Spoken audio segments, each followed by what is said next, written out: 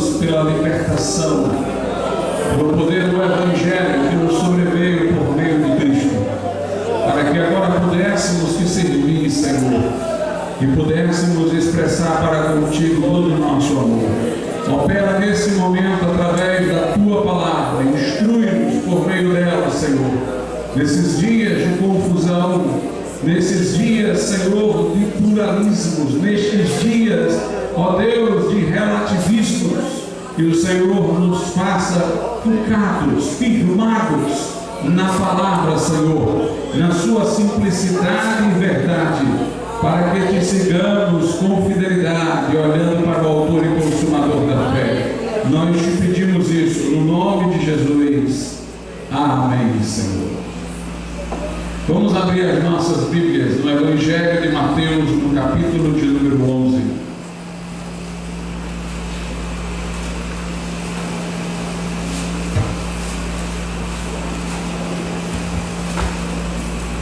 Mateus capítulo 11, versículos de números 25 e 26. Mateus 11, versos 25 e 26. Diz assim a palavra do Senhor: Naquele tempo, respondendo Jesus, disse: Graças te dou, ó Pai, Senhor do céu e da terra, que ocultaste estas coisas aos sábios e entendidos, e as revelaste aos pequeninos. Sim, ó Pai, porque assim te aprouve. Podeis assentar. Aleluia.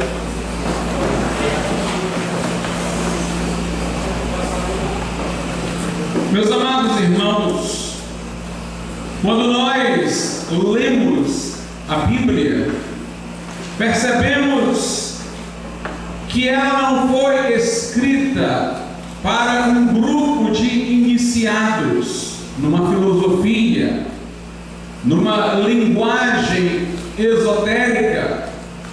Moisés leu para o povo a lei sem fazer dela uma interpretação, e o povo, ao ouvir a lei, já disse no Velho Testamento: tudo que o Senhor disser, faremos. Aquele povo para o qual Moisés fez a leitura da lei era um povo simples, que havia sido escravo no Egito. Eles não haviam tido uma educação seleta, sofisticada, mas trabalhavam no pesado, sob opressão de Faraó. Alguns dizem: deve ter sido o Pentateuco, os 5 primeiros livros de Moisés, escrito com muita sofisticação, porque Moisés aprendeu a sabedoria egípcia, porque foi criado como filho da filha de Faraó. Mas é bom lembrar que o Moisés que voltou ao Egito para libertar o povo era Moisés que já tinha passado 40 anos no deserto, que já tinha estado no deserto para depois ter mais aqueles 40 anos com o povo no deserto. Moisés, ele afastou-se do Egito, fugiu do Egito, para não ser acusado de ter morto um outro egípcio e se solidarizado com os hebreus, e ele viveu no deserto, cuidando de ovelhas. Portanto, se aquele homem era um homem outrora sofisticado, ele tornou-se agora um homem simples. Há quem diga que a vida de Moisés tem 3 partes: a parte em que ele no Egito pensou ser tudo, a parte do deserto em que ele descobriu que não era nada, e a parte com o povo conduzindo para a terra prometida, em que ele descobriu que Deus era tudo. O Moisés que voltou ao Egito talvez já tivesse desaprendido a sua sofisticação das palavras, tanto que quando Deus o chamou, ele disse: eu não sei falar. E era Arão que falava por ele. E este Moisés se dirigiu, como disse eu, a um povo simples, a um povo que havia sido escravo, a um povo que trabalhara no pesado. E aquele povo o compreendeu. Ele não fez um grande esforço para dar o sentido de suas palavras, ele foi compreendido imediatamente. Quando nós lemos o Velho Testamento no seu todo, nós percebemos que os profetas, em sua grande maioria, eram homens simples, eram agricultores, eram pessoas que cuidavam de rebanho, eram homens comuns que falaram uma linguagem comum para os de sua época, para que se fizessem compreender. O próprio Jesus, nós o vemos se servindo de parábolas, de ilustrações, como quem fala para crianças.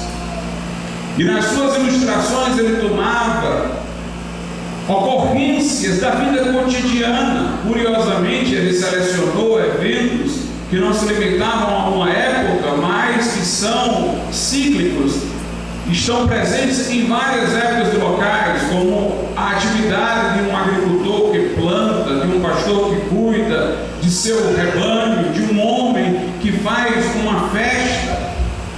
E Jesus ali procurava falar de modo claro para atingir pessoas comuns. Sua linguagem não era cheia de termos técnicos que necessitaria alguém ter um dicionário específico para entender aquilo sobre o que ele estava falando, mas ele falava para o povo, ele falava uma linguagem comum. Quando nós olhamos para os discípulos de Jesus, percebemos que a grande maioria era de pescadores. Me refiro aos apóstolos, que foram os órgãos da revelação, que receberam a palavra de Jesus e transmitiram-na à igreja. Aqueles homens eram homens comuns do povo. Talvez o apóstolo Paulo tenha sido dentre eles aquele que tinha mais conhecimentos especiais, que estava familiarizado com literatura grega, que aprendera aos pés de Gamaliel. Mas nós vemos Paulo dizer, por exemplo, na carta aos Coríntios, o seguinte, 1 aos Coríntios, capítulo de número 2, a partir do verso 1, ele diz: e eu, irmãos, quando fui ter convosco, anunciando-vos o testemunho de Deus, não fui com sublimidade de palavras ou de sabedoria, porque nada me propus saber entre vós, senão a Jesus Cristo e este crucificado. E eu estive convosco em fraqueza, e em temor, e em grande tremor. E a minha palavra e a minha pregação não consistiram em palavras persuasivas de sabedoria humana, mas em demonstração do Espírito de poder, para que a vossa fé não se apoiasse em sabedoria dos homens, mas no poder de Deus. Paulo, portanto, fala aqui que ele não se serviu da sua sofisticação intelectual, que lhe era própria, que ele possuía, mas que ele falou de maneira a mais clara possível o Evangelho. Se por um lado nós podemos com tudo isso constatar que a Bíblia foi escrita para pessoas simples, por outro lado é bom dizer que o assunto do Evangelho são fatos.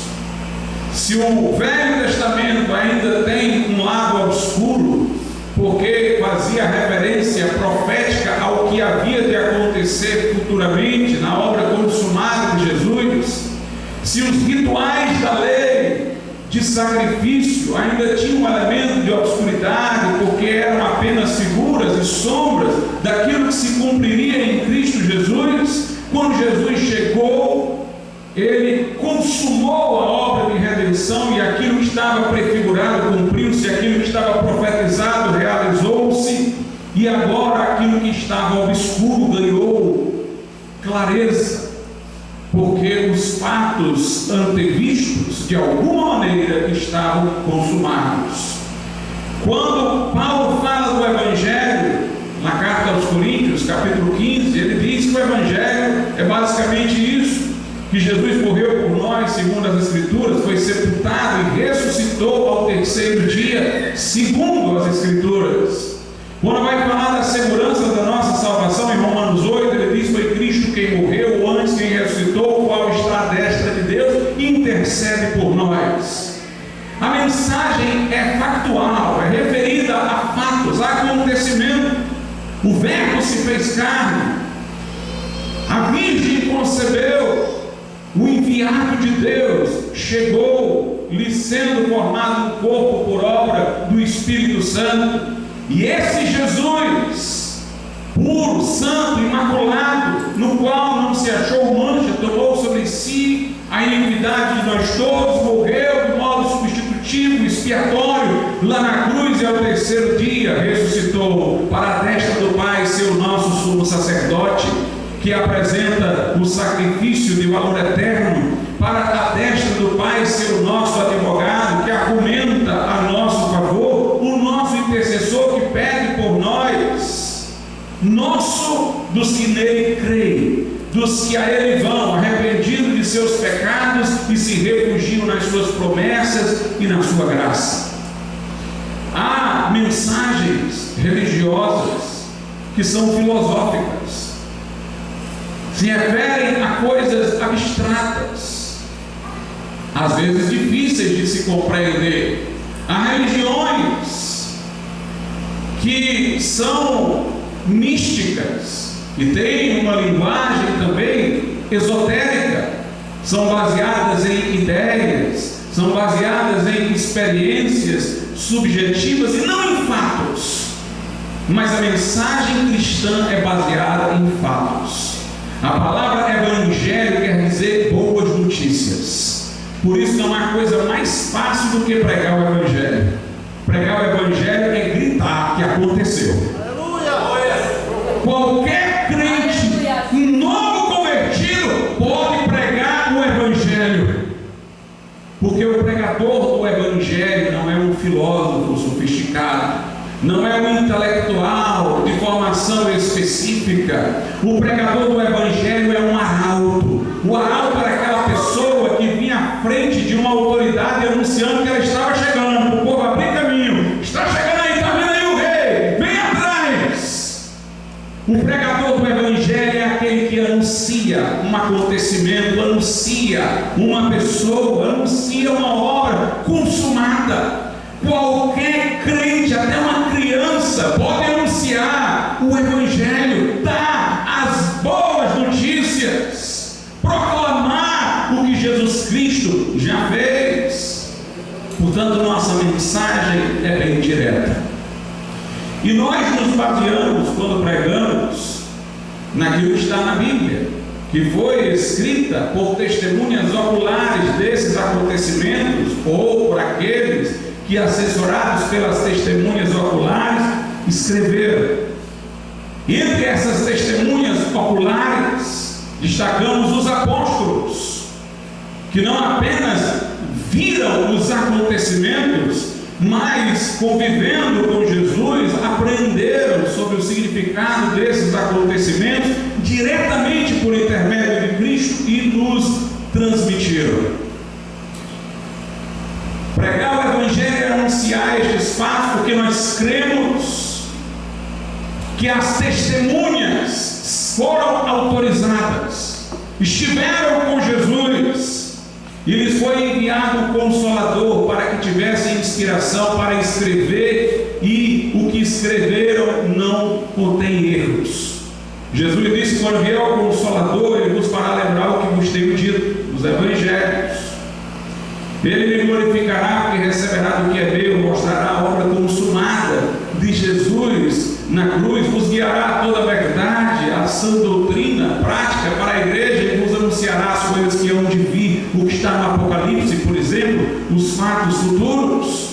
Então o Espírito Santo esteve com os discípulos, que foram testemunhas, que ouviram de Jesus, e que desenvolveram o que de Jesus ouviram nas palavras contidas na Bíblia, que foram escritas, de modo que nelas não pode haver erro, porque o Espírito Santo os guardou de errar. Se alguém não crê no testemunho dos apóstolos, se alguém não crê nos acontecimentos, não é cristão. Não adianta dizer que o ensino de Jesus foi interessante se ele não crê que Jesus é o Verbo encarnado, é Deus que esteve entre nós em forma humana, se ele não crê que a morte de Jesus é expiatória e julgar que foi só uma morte de um mártir, se ele não crê no túmulo vazio, na ressurreição, ele não é cristão. E nós não argumentamos simplesmente a favor de que estes fatos se deram com uma sofisticação intelectual ou filosófica. Nós argumentamos mostrando que aquelas testemunhas não tinham razão para mentir, não voltaram atrás ao que disseram, estavam dispostas a morrer por aquilo que falaram, e porque nós cremos que quando apresentarmos estes fatos, o Espírito Santo vai convencer o homem do pecado, da justiça e do juízo, vai dar testemunho de Jesus, vai agir sobre o ouvinte para mostrar a evidência destes acontecimentos de uma forma sobrenatural. O apóstolo Pedro diz assim, na sua epístola, na segunda epístola de Pedro, no capítulo 1, no versículo de número 17, aliás, vamos ler 16 e 17 e o 18. Porque não vos fizemos saber o poder e a vinda de nosso Senhor Jesus Cristo, seguindo fábulas astuciosamente compostas. Pedro está dizendo, nós não inventamos essa história, nós não nos reunimos para elaborar uma fábula, mas nós mesmos vimos a sua majestade, porquanto ele recebeu de Deus Pai honra e glória, quando da magnífica glória lhe foi dirigida a seguinte voz: este é meu Filho amado, em quem me tenho comprazido. E ouvimos esta voz dirigida do céu, estando nós com ele no Monte Santo. É uma referência à transfiguração, provavelmente uma referência à transfiguração também aquela passagem que João diz: e o Verbo se fez carne e habitou entre nós, e vimos a sua glória, como a glória do unigênito do Pai, cheio de graça e de verdade. Nós temos João também dizendo assim, na sua primeira epístola universal, no capítulo de número 1, verso 1, texto sobre o qual eu preguei neste domingo: o que era desde o princípio, ele refere-se a Cristo, o que ouvimos, o que vimos com os nossos olhos, o que temos contemplado e as nossas mãos tocaram da palavra da vida. Então, o apóstolo aqui está dizendo que aquilo de que ele dá testemunho é algo que ele ouviu, que ele viu com os olhos, ele contemplou a Cristo, tocou com as mãos na palavra encarnada em Cristo Jesus.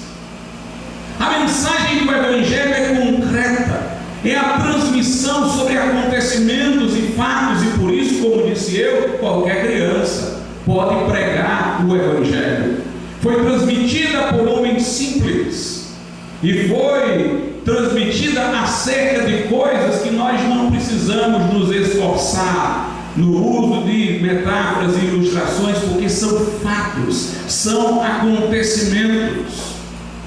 Nós percebemos que os apóstolos falavam isso com muita firmeza. Nós vimos, nós tocamos, nós não fizemos uma fábula, nós vimos a sua majestade, nós ouvimos a voz do céu.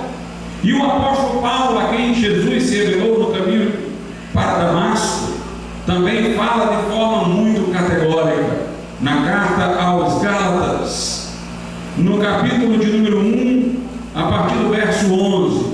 Ele diz: mas faço-vos saber, irmãos, que o Evangelho que por mim foi anunciado não é segundo os homens, porque não recebi nem aprendi de homem algum, mas pela revelação de Jesus Cristo. Notemos a convicção com que os apóstolos falam daquilo que estão a dizer.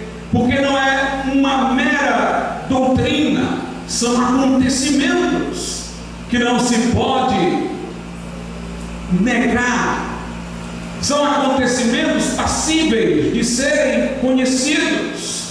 A mensagem do Evangelho é clara e apresentada com convicção. Por isso, se alguém se julga incapaz de grandes e profundas argumentações com pessoas que questionam estas verdades, não se intimide, não se aquiete, pregue. Porque você não foi chamado para ser um excelente argumentador, você foi chamado para dar a notícia, você foi chamado para dizer que aconteceu. Os apóstolos aqui falam dogmaticamente, não tem conversa, não tem argumento não. João diz assim: eu vi, eu estive lá. Pedro diz: eu ouvi a voz do céu. Paulo diz: eu recebi com revelação, acabou-se. Pregue, e o Senhor, pelo seu Espírito, vai fazer prosperar a palavra nos corações. Mesmo na hora que a Bíblia fala da necessidade de argumentar, é mais de argumentar contra as objeções do que argumentar a favor do Evangelho. O Evangelho, acima de tudo, dá testemunho de si próprio. As declarações aqui são declarações inequívocas, são declarações sem arrudeio. É isso, aconteceu, vimos, se deu e acabou-se. Nós talvez às vezes tenhamos que argumentar não para sustentar o que a Bíblia diz, mas para derrubar as objeções. É o que o apóstolo Paulo diz na segunda carta aos Coríntios, capítulo 10. Segunda aos Coríntios 10, a partir do verso 3, ele diz: porque andando na carne, não militando segundo a carne, porque as armas da nossa milícia não são carnais, mas sim poderosas em Deus para a destruição das fortalezas. Nós não precisamos construir a fortaleza do Evangelho, ela já está construída. Nós temos que destruir a fortaleza alheia. Nós temos que derrubar as objeções, mas o Evangelho se sustenta por si mesmo. Então, nossas armas são poderosas em Deus para a destruição de fortalezas, destruindo argumentos e toda altivez que se levanta contra o conhecimento de Deus, e levando cativo todo o entendimento à obediência de Cristo. O que pregamos como arautos, tocamos a trombeta e chamamos a atenção, bradamos que a notícia se deu. Agora alguns vêm e querem argumentar contra, aí nós vamos talvez argumentar para derrubar as objeções. Se você tiver condições de fazer isso, faça-o. Se você não tiver, continue declarando o Evangelho contra as objeções. Faça o que você já sabe fazer, anuncie que aconteceu e deixa o fariseu gritar. Porque a palavra tem poder por si mesmo, para prosperar por si mesmo. Por que, irmãos, eu estou tão interessado em mostrar isso? Porque uma das doutrinas da reforma é da perspicuidade da Bíblia, de sua clareza. E ela tem sido muito questionada ultimamente, curiosamente, não por católicos, mas por evangélicos. Lembre-se que a igreja primitiva era composta de homens simples, que tinham reuniões domésticas em casas, como os nossos grupos familiares, e mesmo assim não tinha doutrina, não tinha salmo, e mesmo assim Paulo os considerava habilitados para julgarem as profecias. Vários profetas, 2 ou 3, os outros julguem. Aos Coríntios Paulo diz: vós que sois vitoriosos, julgai vós mesmos o que digo. João diz: a unção que do santo recebeste nos ensina todas as coisas.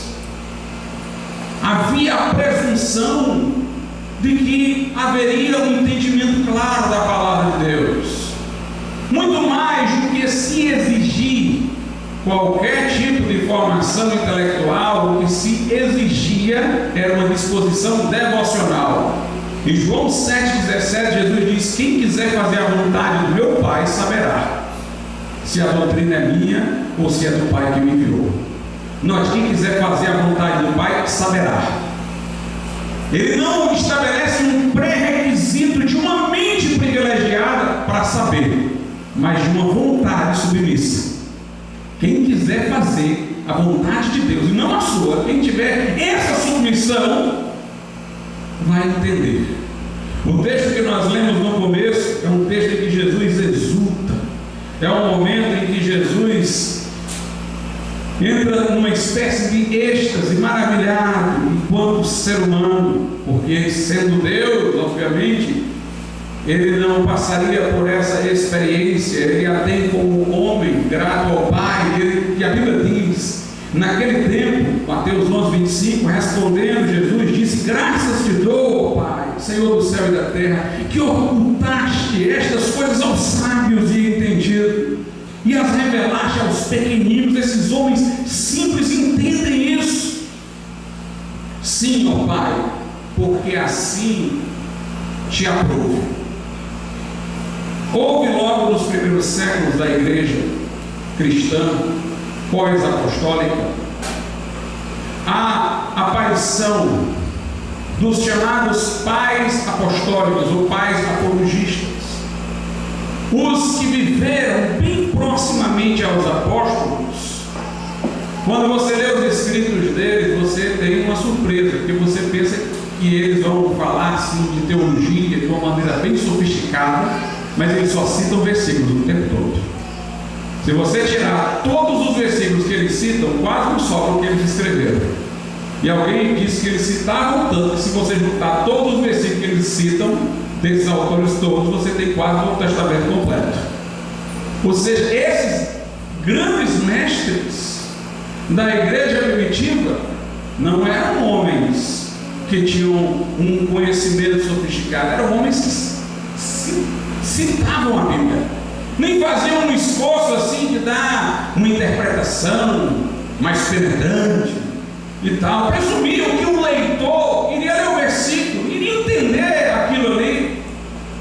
Jesus, quando enfrentou Satanás no deserto, Jesus não foi uma hermeneuta para Satanás, não. Jesus disse: está escrito, e acabou-se, diabo. Eu não vou te explicar muito, não entende. Está escrito. O sermão de Jesus na sinagoga foi curto. Leu a porção do livro do profeta Isaías e disse: pronto, se cumpriu isso aos vossos olhos. É de mim que Isaías fala. Acabou-se. Ele não fez todo um esforço para dar um sentido mais esotérico àquilo ali. Ele fazia a leitura da palavra na sua simplicidade e a apresentava. Quando ele disputava com os fariseus, seu raciocínio era bem simples: não leste nas Escrituras. Ele não se demorava num debate, vamos ver aqui como é que era o hebraico, mais profundamente isso. Não leste? Não se lembra do que Davi fez quando comeu os pães da proposição? Eles podiam comer, mas estava com eles, os soldados, que morreram de fome se não comesse. Assim também os meus discípulos, numa situação de necessidade, podem violar o sábado, porque o interesse de sobrevivência é maior, porque fazer bem nos sábados é possível. O sábado foi criado por causa do homem, não o homem por causa do sábado. Vocês não deixam uma ovelha dentro de um poço sem retirá-la porque é sábado. Há coisas na lei que até vencem o sábado. O sacerdote, se a criança tiver o seu 8º dia de nascimento no sábado, ele vai trabalhar, porque vai circuncidar a criança. Jesus: não lestes? Não lestes nas Escrituras misericórdia quero, não sacrifícios? Você vê que as respostas dele eram breves, eram citações de textos do Velho Testamento. Mas depois de um tempo surgiu uma escola cristã chamada Escola de Alexandria, e aí foi quando começou a bagunça. Os membros da escola de Alexandria eram filósofos platônicos, que agora se diziam convertidos ao cristianismo. Esses filósofos que se diziam convertidos ao cristianismo, eles queriam que a Bíblia concordasse com Platão, que dissesse a mesma coisa que Platão. Como que a Bíblia dizia não convergia com certas, então aí eles forçavam a barra com a hermenêutica. Aí aparece um Orígenes, por exemplo, que era dessa escola, e diz assim: quando a Bíblia fala de Adão, não é uma pessoa, é o conjunto de todos os espíritos, veja a loucura, de toda a humanidade, que para existir uma vida dentro do corpo, então os nossos espíritos teriam existido antes de a gente estar dentro do corpo, é Platão. No mundo das ideias de Platão, o mundo das ideias é o paraíso.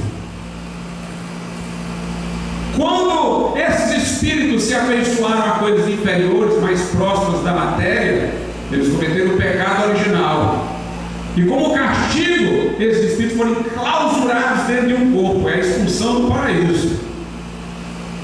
E ele ainda dizia: o cristão que lê o Gênesis no seu sentido primário, não consegue ver todas essas coisas. Ele dizia: é o simples, que é incapaz de ver essa sofisticação.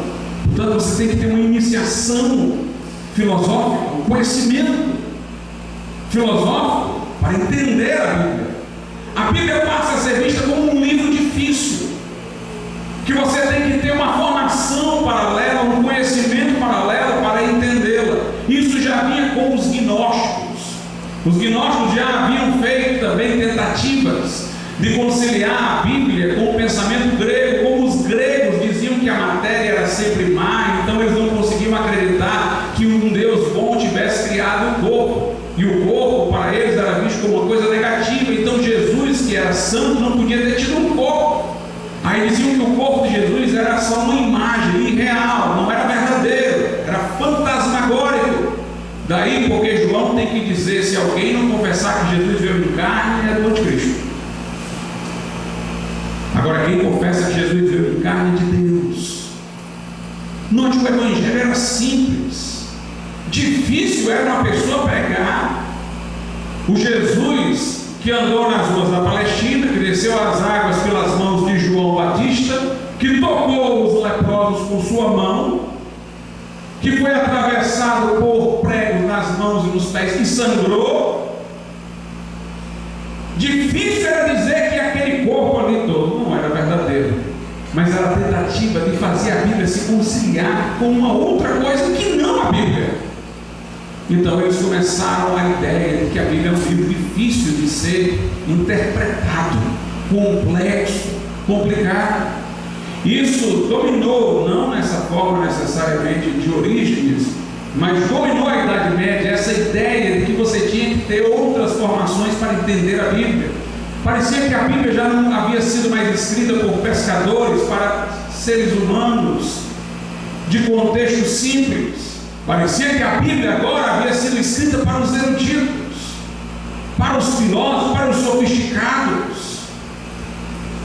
Tomás de Aquino faz depender muitos versículos da Bíblia em relação a seu sentido do conhecimento da filosofia aristotélica, porque ele tinha uma profunda admiração por Aristóteles. Citava-o juntamente com versículos e tentava fazer o que Aristóteles dizia, a Bíblia dizia, terem convergência, forçando o sentido da Bíblia, e cada vez mais ficava aquela ideia: a Bíblia é um livro complexo, de maneira que não se queria traduzir a Bíblia do latim para a língua comum, porque diziam que o homem comum não vai entender. Diziam que o homem comum nem podia lê-la, porque iria entendê-la erradamente, como se só aquelas pessoas mais sofisticadas pudessem entender. E uma das características da reforma foi a ideia de que a Bíblia é um livro simples, da perspicuidade da escritura sagrada. Perspicuidade quer dizer clareza. A Bíblia foi escrita por pessoas simples para pessoas simples. Os discípulos de Jesus eram homens comuns. E então, uma figura como William Tyndale, na Inglaterra, disse: eu vou traduzir a Bíblia para a linguagem do homem comum. E ele disse: se Deus me permitir viver para completar o meu trabalho. Ele olhou para os padres e disse: eu vou mostrar a vocês que um camponês é capaz de saber mais a Bíblia do que vocês. Isso o fez objeto da ira dos padres, dos sacerdotes católicos. Lutero sustentou também a clareza das Sagradas Escrituras. Mas a reforma protestante não foi coerente em tudo. Por exemplo, Os reformadores negavam essa interpretação alegórica, defendiam uma interpretação literalista, mas não com respeito ao Apocalipse. Com respeito ao Apocalipse, entenderam ainda do modo católico. Entenderam outras partes da Bíblia relativas à salvação, de modo que qualquer camponês pudesse entender. Mantiveram aquelas formas de interpretações alegóricas, difíceis, sofisticadas em relação aos fatos futuros, ao livro do Apocalipse. Foi preciso que os anabatistas aparecessem em cena, e mais adiante, dentro do protestantismo, o dispensacionalismo, para fazer uma leitura mais literal dos acontecimentos proféticos e futuro, havendo sentido simbólico apenas quando há referência a coisas celestiais que transcendem aquilo que é terreno, e delas não se poderia realmente falar senão comparando com coisas terrenas, como as sombras do Velho Testamento, que falavam do que Jesus viria a fazer por ilustrações, até que Jesus realizou os fatos e os consumou. Assim também aquilo que é dito sobre o céu ainda está sob sombra. Vemos como enigma até o dia que lá estaremos. Mas as coisas concernentes à vida cristã do aqui e agora, nos acontecimentos proféticos, na medida em que são fatos que vão se dar, estão descritos com fidelidade, obviamente, com a linguagem que precisa comparar o que ainda vai acontecer com coisas que já aconteceram e que conhecemos. Mas a inclinação da interpretação deve ser de ver aquelas coisas como fato, o milênio literal, o reinado de Cristo literal sobre a terra. E Calvino também defendeu a clareza das Escrituras.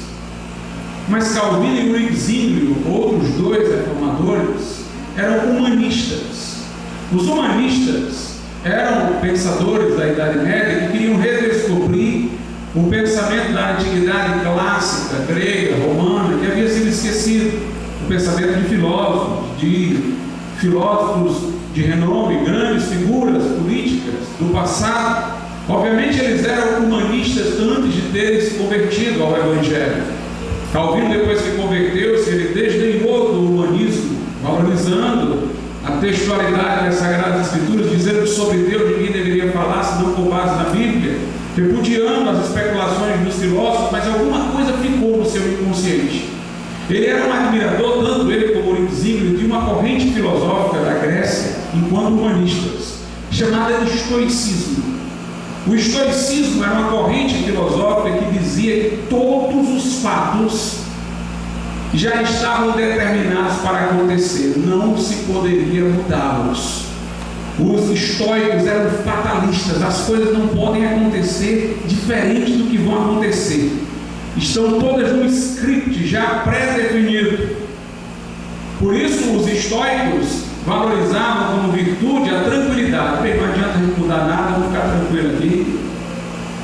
Se vão matar a gente, é que já estava no script da gente que iam matar, então vamos morrer tranquilo. De fato, eles pareciam muito virtuosos até, porque eles mantinham a tranquilidade, porque achavam que não tinham como reverter os fatos, porque estava tudo pré-determinado. Mas eles não acreditavam num Deus pessoal.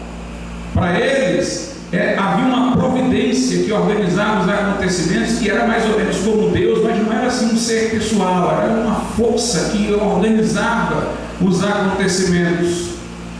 Quando Wrigzínglio foi sustentar a doutrina dele da providência de Deus, da predestinação, houve uma obra dele em que ele citou mais os estoicos do que a Bíblia. E Calvino, antes de ter se convertido, ele escreveu um livro sobre um estoico, um filósofo estoico. Foi a sua primeira tentativa de produzir um livro, uma literatura. Ele fez uma tradução e comentário de uma obra de Sêneca.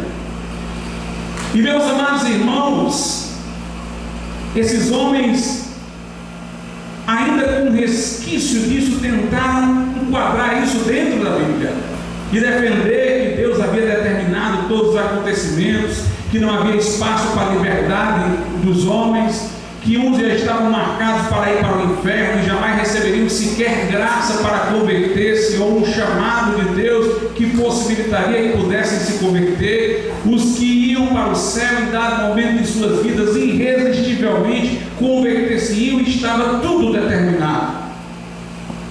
E o calvinismo posterior, depois de Calvino, depois de Uritzílio, ainda foi mais especulativo. Eles começaram a tentar dizer como era a ordem dos decretos de Deus. Não tinha nada disso na Bíblia. Deus decretou primeiro a queda, ou decretou primeiro enviar Jesus, e depois que queria enviar Jesus, decretou que o homem ia cair. Deus decretou que o homem ia cair primeiro, e então decretou que Jesus viria depois. A Bíblia não fala sobre isso. Começaram a criar uma teologia dos decretos especulativa, para estabelecer a ordem dos decretos de Deus. Como eles diziam que Jesus só morrera pelos eleitos, há não sei quantas passagens na Bíblia que diz que Jesus morreu por todos os homens. Aí eles tinham que inventar uma explicação para cada passagem dessa, para dizer, não, todos aqui não são todos, são só alguns, são só os eleitos. Mas a Bíblia é insistente, falando inúmeras vezes que Jesus morreu por todos, pelo mundo todo. De maneira, irmãos, que se nós formos olhar para essa teologia, a Bíblia não é um livro claro. Porque onde diz todos, não é todos, onde diz mundo, não é mundo. Eu tenho que saber uma ordem de decretos, que a Bíblia não fala dessa ordem coisíssima nenhuma. Não é à toa que muitos calvinistas, às vezes, caem num orgulho intelectual, de se acharem melhor que o crente comum, porque eles acham que tem um conhecimento especial. O conhecimento esotérico que o homem comum que lê a Bíblia, sem essa preparação na teologia deles, não vai entender. Eles fizeram que a Bíblia ficasse condizente com tudo isso, e os malabarismos começaram a aparecer, e realmente torna-se uma leitura da Bíblia extremamente difícil, porque eu não sei mais o que é que quer dizer a palavra todos, eu não sei mais o que é que quer dizer a palavra mundo, já que para eles, onde aparecem essas palavras, quando diz que Jesus morreu pelo mundo, por todos, deve-se entender apenas alguns. E hoje em dia nós estamos tendo um outro desafio. Há uma editora evangélica chamada Ultimato, que vem traduzindo uma série de obras relacionando o cristianismo com ciência. E essas obras estão sustentando com muita força, irmãos, o evolucionismo darwinista, dizendo que o homem veio de um ancestral comum com um macaco. Isso está certo. Eu estive recentemente numa universidade, num encontro evangélico, falando sobre ciência, sobre fé, e me deparei esquisitamente com vários estudantes evangélicos que leram essas obras e acreditando que é conciliável o darwinismo com a mensagem cristã. E eu conversei demoradamente com um deles. Eu disse, mas a Bíblia não diz que o homem foi criado à imagem e semelhança de Deus? O homem não foi criado como um ser embrutecido e evoluiu para um ser inteligente, ele já foi criado à imagem e semelhança de Deus. Aí ele disse, não, mas o livro lá que eu li diz que a palavra criar tem um outro sentido, quer dizer, dar significado. Eu disse, olha, mas nunca ninguém disse isso. Nunca se viu um estudioso do hebraico dizer isso. Quer dizer, o homem está modificando o sentido das palavras para que dê certo com a teoria dele. Ele está dizendo, olha, essa palavra todo mundo pensava que queria dizer isso, mas eu descobri que tem esse outro significado também. Eu disse, nós vivemos num tempo que a gente combate o aborto dizendo que é uma cultura de morte. A gente combate a eutanásia porque diz que é uma cultura de morte. Matar os velhos, matar as crianças, matar os fracos. E você acredita que Deus criou os animais para ficarem morrendo, até chegar pelo processo evolutivo de bilhões de anos no ser humano? Porque o que faz a evolução prosperar é a morte. O menos apto morre, o mais apto fica. E aí a espécie aperfeiçoa. O processo de evolução, ele caminha por morte. O que faz andar a evolução é morte. Quer dizer que Deus criou seres para morrer, milhões de mortes, até chegar ao ser humano. Se Deus é esse Deus, ele é o maior defensor da cultura da morte, que a gente combate em relação a aborto e eutanásia. Porque ele criou um mundo para haver milhões de seres mortos. Bilhões, até chegar o dia que o homem aparecesse. A Bíblia Bíblia diz que Deus criou cada ser segundo sua espécie. Poderia a Bíblia ter dito que o homem veio de animais anteriores, mas a Bíblia diz, já tendo sido narrado que animais foram criados, que Deus fez o homem do pó da terra.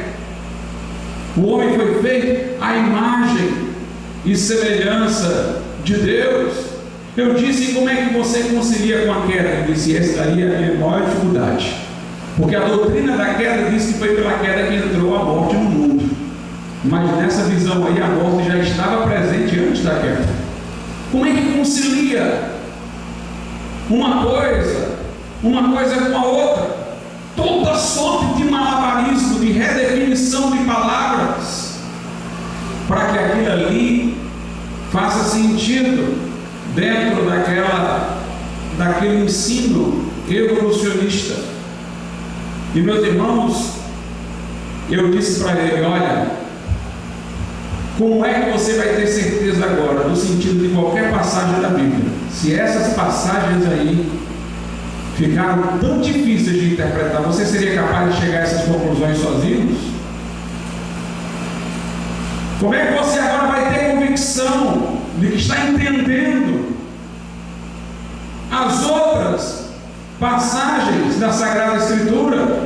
Aí ele diz, mas pastor, Deus pode ter falado assim, porque naquele tempo ninguém ainda tinha um avanço científico para saber da teoria da evolução. Então Deus falou daquela maneira, porque ninguém ia compreender ainda. Eu disse, aí você se engana.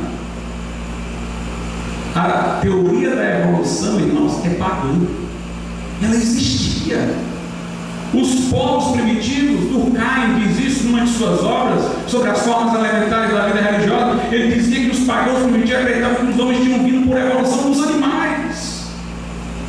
Na verdade, quando a Bíblia foi escrita no Gênesis daquela maneira ali, já era contestando o evolucionismo que existia. Era a concepção pagã. E eu disse para ele, me diga uma coisa, você acha que os apóstolos, quando leram Gênesis, entenderam assim como você? Você acha que aqueles cristãos simples da igreja primitiva entendiam como você? Quer dizer que você, vivendo muito tempo depois dos acontecimentos, depois da ressurreição de Jesus, você nem conviveu com Jesus como os apóstolos, você é capaz de ler a Bíblia melhor do que eles? É capaz de entender melhor do que eles? Então os cientistas são privilegiados espirituais, porque eles, tendo descoberto isso, são capazes de entender a Bíblia. E o crente comum ali aos pés de Jesus, que nunca ia enxergar isso, não é capaz de entender. Interessante, meus irmãos, é que, como disse eu, essa visão afasta a Bíblia do homem comum e faz determinados conhecimentos advindos de fora determinar privilégios de entendimento, e os privilégios vêm para os incrédulos, porque foram eles que desenvolveram a teoria da evolução. E eu citei para ele aquele ateu Richard Dawkins. O Dawkins diz o seguinte: eu gosto de discutir com o criacionista. O Dawkins não acredita em Deus, é evolucionista, é ateu, mas diz, eu gosto de discutir com o criacionista, porque esses aí que querem conciliar a evolução com Deus, eles não merecem que se discuta com eles não, porque a gente inventou a teoria da evolução para banir Deus, e os homens querem pegar a teoria que a gente inventou para banir Deus, já criou pensando nisso, que quer botar Deus no meio. Ele diz que os criacionistas são mais autênticos. Mas, meus irmãos, dentro dessa conjuntura, a Bíblia vai se tornando um livro cada vez mais complicado. Aí nós estamos vendo, por exemplo, um autor como Grant Offord, que é um autor da editora Vida Nova, dizendo que o maior engano da reforma, ele é evangélico, já morreu há pouco tempo, no ano passado. Ele disse que o maior engano da reforma foi a doutrina da clareza das Escrituras.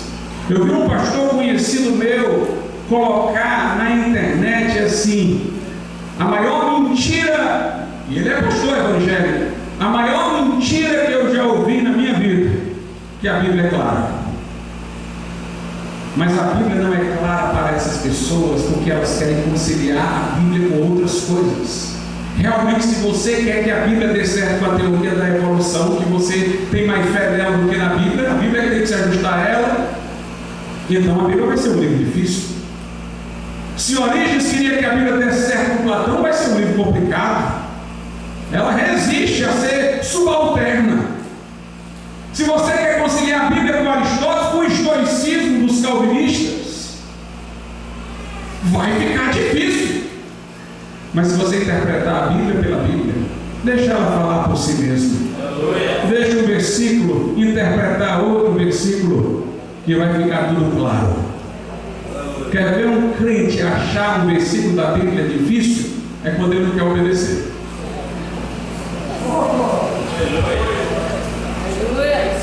Esse texto aqui é muito difícil, porque ele está fazendo o maior esforço para dar uma interpretação àquele texto que ele não tinha que obedecer.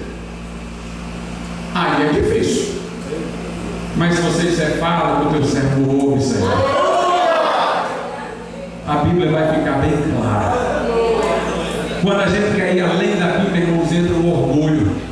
Aí nós estamos hoje aí com crentes que conciliam a Bíblia com a evolução, olhando para os crentes comuns que acreditam na criação, na forma bíblica, e dizendo, esse aí não sabe de nada, interpretando a Bíblia aí sem entender nada. Nós estamos vendo aí os que têm as teologias dos decretos, as coisas mais complexas do mundo, olhando para o outro lá que lê a Bíblia com simplicidade, esse aí não sabe de nada.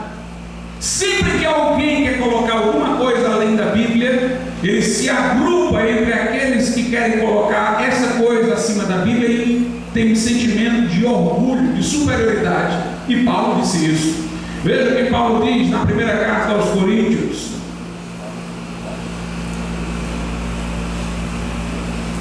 No capítulo de número 4, versículo 6. E eu, irmãos, apliquei estas coisas por semelhança a mim e a Apolo, por amor de vós, para que em nós aprendais a não ir além do que está escrito, não vos ensoberbecendo a favor de um contra o outro. Aprendam comigo e com Apolo a não ir além do que está escrito, porque quando vai além do que está escrito, aí um se ensoberbece frente para o outro. Diz, você conhece a sua Bíblia, eu conheço a Bíblia e mais isso aqui, você só conhece a Bíblia. Jesus exultou, diz, Pai, eu te dou graça, que os pequeninos entendem. Os sofisticados é que não entendem, os sofisticados querem que dê certo com as suas sofisticações. Os sofisticados querem que a Bíblia dê certo com aqueles conhecimentos que eles já têm. E aí eles leem a Bíblia e diz, que livro difícil. Mas aquele que chega lá, Senhor, fala aí que o teu servo ouve, que chegam como crianças, eles entendem. Por isso que Jesus exultou, Pai, eu te dou graças, porque tu revelaste aos pequeninos. Meus irmãos, eu me converti quando eu tinha 14 anos de idade. Naquela oportunidade eu li todo o Novo Testamento. Eu não li nenhum livro, não. Eu era evangelizado por uns crentes. Os crentes me davam argumentos, aí eu procurava o padre, eu estudava no colégio católico, aí o padre me dava argumento também.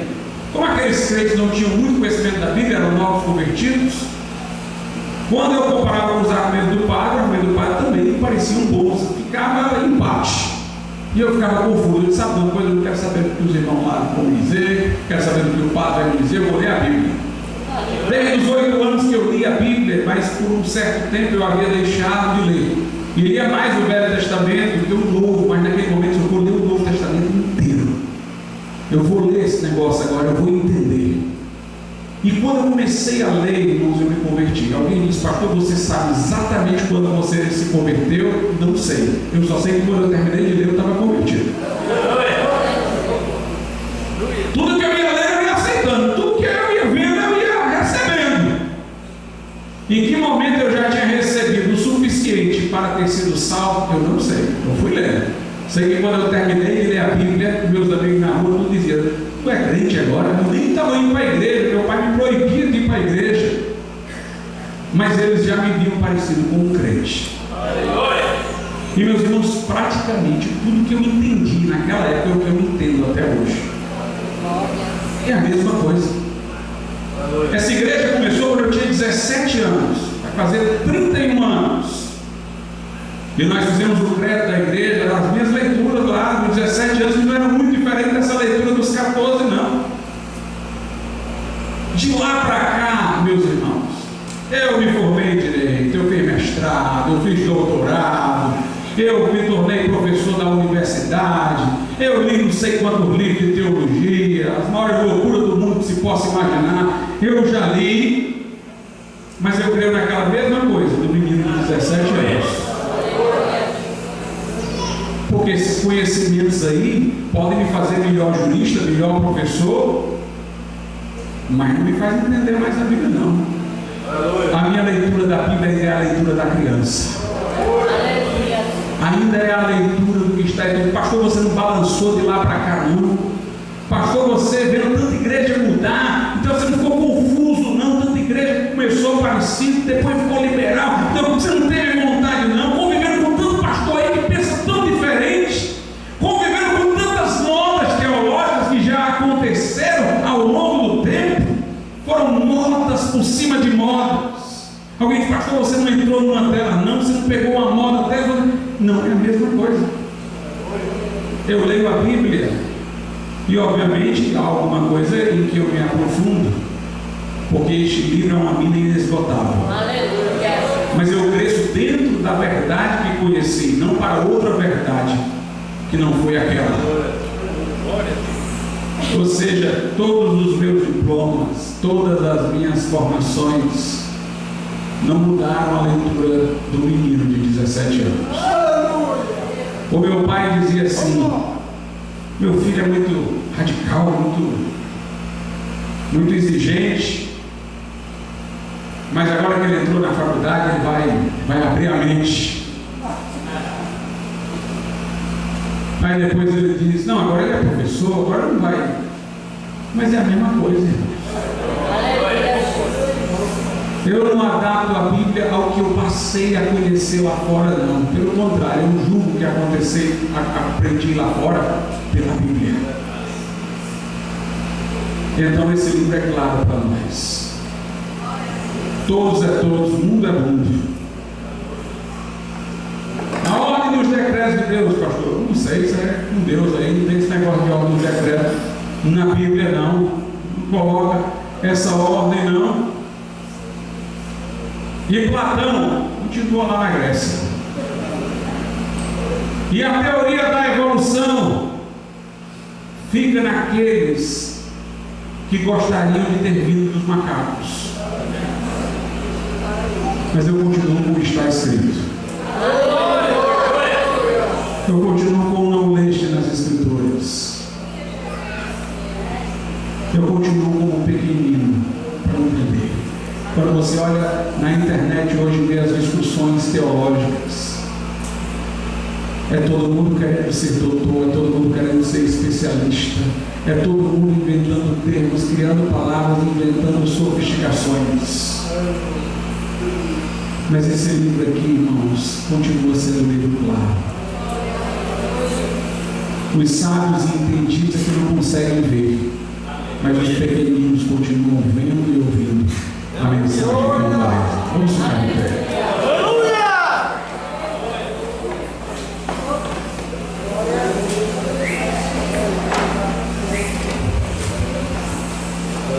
Santo Deus nosso, nós te agradecemos pela tua palavra, Senhor, viva e poderosa, deixada, Senhor, não para os grandes, não para os eruditos, mas deixada para o irmão mais simples. Ó Deus, nós te louvamos porque quem fez a igreja crescer no princípio não foram homens especiais, foram agricultores, foram trabalhadores, foram pessoas comuns, Senhor, porque esta tua mensagem foi dada para os pequeninos entenderem. Que o Senhor possa se agradar de nós em seu Filho e nos manter com o coração simples e humilde para ver a tua palavra, Senhor, na sua clareza e fidelidade. Assim nós te pedimos, revela Jesus àqueles que aqui estão e não o conhecem como Salvador, que possam se arrepender de seus pecados e virem a Ele nessa noite. Nós te pedimos em nome de Jesus. Amém. Eu pergunto nessa noite se há alguém aqui que diz: pastor, eu não tenho certeza da minha salvação. Eu não fiz uma entrega pessoal da minha vida a Cristo, arrependendo-me dos meus pecados, confiando integralmente nele como meu Salvador. Mas nessa noite eu quero entregar minha vida a Jesus. Então eu quero orar por você. Eu quero orar por você nessa noite. Se você quer tomar esta decisão, onde você estiver, levanta assim a sua mão e nós vamos orar por você. Deus abençoe, Senhor. Aleluia, Deus. Onde você estiver, levanta a sua mão. Pedir que o Senhor venha até a frente, meu irmão. Aleluia. Ele aí pode ter dificuldade na perna. Se quiser, deixa ele, pode ficar aí mesmo. Então. Anda, né? Pronto. Onde está a segunda pessoa nessa noite que quer entregar a Jesus? Pode ficar aí mesmo, né? Já tá bom. Onde está a segunda pessoa que quer entregar o coração a Cristo? Deus abençoe. Vem aqui à frente. Nós queremos orar. Talvez haja alguém aqui que esteja afastado dos caminhos do Senhor. Você quer se reconciliar com Deus? Onde você estiver, faça assim com a sua mão, algum irmão ou irmã, acompanhar você até aqui. Vamos orar ao Senhor nesse momento. Nosso Deus e nosso Pai, nós te louvamos, nós te agradecemos, Senhor, por tua benignidade, por teu amor, por tua fidelidade. Te agradecemos, ó Deus, pela vida do nosso irmão, do nosso irmão que está aqui, que nesse ato público fazem confissão de Jesus Cristo como Salvador único para as suas vidas. E, meu Deus, arrependidos de seus pecados, vem buscar a graça que perdoa pelo sangue que Jesus verteu lá na cruz. Dá-lhes um novo coração, uma nova vida. Dá-lhes, meu Deus, a paz que excede todo entendimento, a segurança de morar no céu. Que possam agora andar em novidade de vida, como novas criaturas, sendo guiados pela tua palavra e pelo teu Santo Espírito. Nós te pedimos isso, Senhor, e te agradecemos. Em nome de Jesus. Amém. Vamos dar uma Bíblia para os nossos irmãos nesse momento.